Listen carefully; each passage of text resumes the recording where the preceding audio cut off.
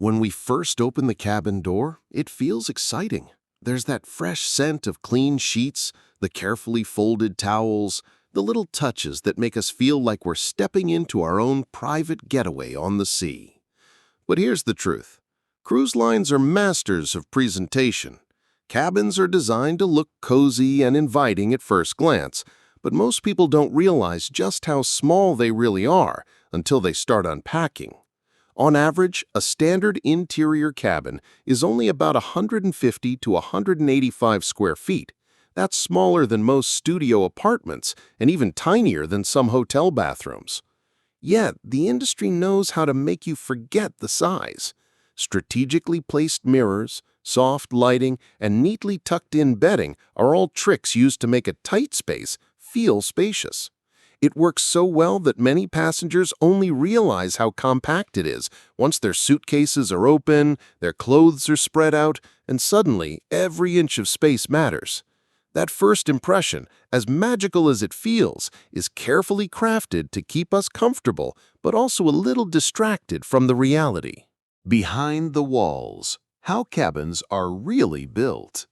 Now, here's something most passengers never think about.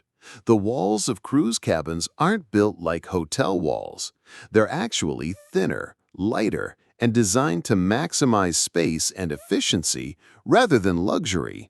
In fact, many of them are made from metal, which is why magnets stick to them. A small trick experienced cruisers use for extra storage. But thinner walls means something else. Sound travels.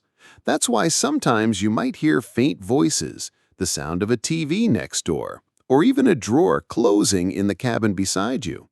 The design isn't about privacy. It's about packing thousands of people into a floating city while making sure every inch counts. And because these walls are designed for flexibility, cabins can be quickly reconfigured. A space that's a single large suite on one voyage can be divided into 2 or 3 smaller cabins for the next, depending on demand. It's smart engineering, but it's also a reminder that what feels like your private hideaway is part of a giant, moving puzzle. The illusion of fresh air. Let's talk about those windows and balconies. Passengers often assume every cabin has a view, but the reality is very different. A large number of cabins, sometimes more than half, are interior rooms with no windows at all. Cruise lines call them inside cabins, and while they're cheaper, they can feel a little claustrophobic for first-timers. To make up for it, some ships now use virtual balconies, which are essentially floor-to-ceiling screens showing a live feed of the ocean outside. It feels high-tech and exciting, but it's still just a screen. Even with real balconies, the experience isn't as private as it looks. If you're out enjoying the sea breeze, chances are your neighbors can hear your conversations and, in some cases, even see parts of your space. That sense of seaside escape is more of a shared experience than a private retreat. Still, it adds to the magic, because for many passengers, just the illusion of fresh air and open space is enough to make them forget how compact their cabin really is.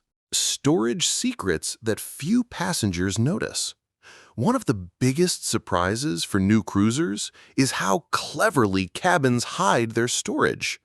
At first glance, it looks like there's hardly any room for luggage, but then you start noticing the little details. The space under the bed designed specifically to slide suitcases, the shelves behind mirrors, the pull-out drawers tucked into the most unexpected corners. This isn't just convenience, it's necessity. When you have thousands of passengers bringing bags filled with clothes, shoes, and souvenirs, the cabins have to work like puzzles. Many passengers never even realize how much space is available. For example, on most modern ships, the bed height is purposely raised so that even the largest suitcases can fit beneath. Closets often have removable rods so you can adjust the hanging space. Even the bathroom, which feels tiny, is designed with little nooks and crannies for every bottle and toiletry. It's not luxury, it's strategy.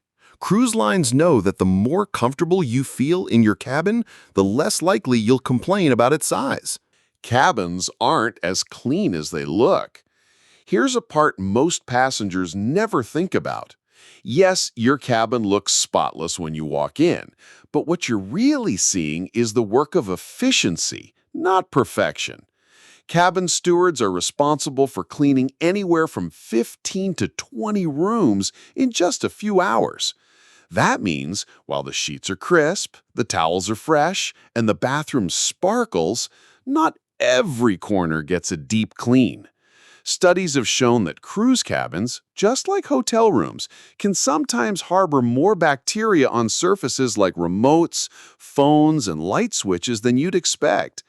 That's why seasoned cruisers often bring wipes to quickly go over high-touch areas. But don't mistake this for neglect. The crews work incredibly hard, and their speed and efficiency are impressive. Still, the truth is, with the sheer number of passengers cycling in and out, cabins are designed to look immaculate, even if not every detail is perfect beneath the surface. The hidden economy of cabins. Another truth that surprises many passengers is how much money cabins actually generate for cruise lines. On the surface, you're paying for a small room to sleep in, but behind the scenes, cabins are a major part of the business model. A standard inside cabin might cost hundreds of dollars less than a balcony room, yet the physical difference in size is minimal. What you're really paying for is the perception of value, an ocean view, a private balcony, or just a little extra space. Cruise lines rely on this psychology. They'll offer tempting upgrades, sometimes at the last minute, because they know passengers value the idea of comfort, even if the actual difference is small. That's why two cabins, side by side, can generate very different amounts of money for the cruise line, even though they were built at nearly the same cost. It's a reminder that cabins aren't just places to sleep. They're part of a carefully crafted strategy to maximize profit while keeping passengers happy. Cabins versus time spent inside them. The funny thing is, despite all the effort that goes into cabin design, most passengers don't spend much time inside. Studies suggest that the average cruiser spends less than 30% of their waking hours in their cabin. The rest is spent exploring the ship, dining, watching shows, or relaxing by the pool. And that's exactly how cruise lines want it. Cabins are built to be good enough to keep you comfortable, but not so luxurious that you'd rather stay inside than go out and spend money on drinks, excursions, or spa treatments. This is part of the hidden truth. The cabin is just one piece of the cruise experience, not the centerpiece. As soon as you step outside, the ship itself becomes the attraction. The restaurants, the entertainment, the shopping, all of these are designed to pull you away from your room and into spaces where you'll spend more. The cabin may feel like the heart of your trip when you first arrive, but by the end of the journey, most passengers realize it's just a small part of the adventure. The bigger picture. What cabins reveal about cruising?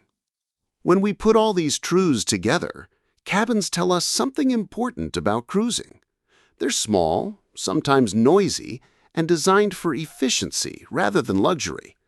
They look fresh, but aren't always spotless in the way we imagine. They're priced not just by size, but by the value we think we're getting. And yet they work. They do exactly what they're meant to do. Give us a comfortable place to rest between all the excitement happening on the ship.